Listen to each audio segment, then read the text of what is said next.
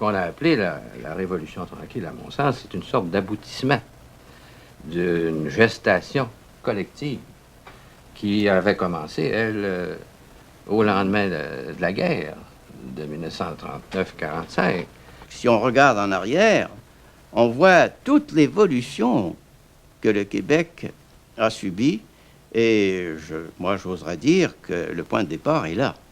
Le premier ferment a été jeté là, par cette faculté, par le Père Lévesque lui-même, qui a été l'animateur de tout ce mouvement.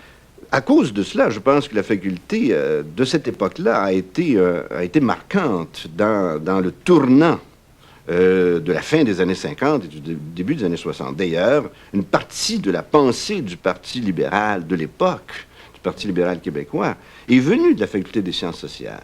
Je pense que aujourd'hui, il demeure un des grands pionniers de l'éveil collectif au Québec. Il est arrivé à l'heure et pendant un bon nombre d'années, il a été, je pense, un des ferments les plus féconds qu'on avait chez nous. Il était embarqué dans tellement de choses, il a fondé tellement de choses que finalement, toutes ces institutions-là ont dévoré un peu son énergie. Mais il a passé à travers tout ça. Qu'est-ce que c'est en somme qu'un prophète? C'est quelqu'un qui a avant tout une sorte de sensibilité par référence à la situation historique ou à la situation sociale où il se trouve.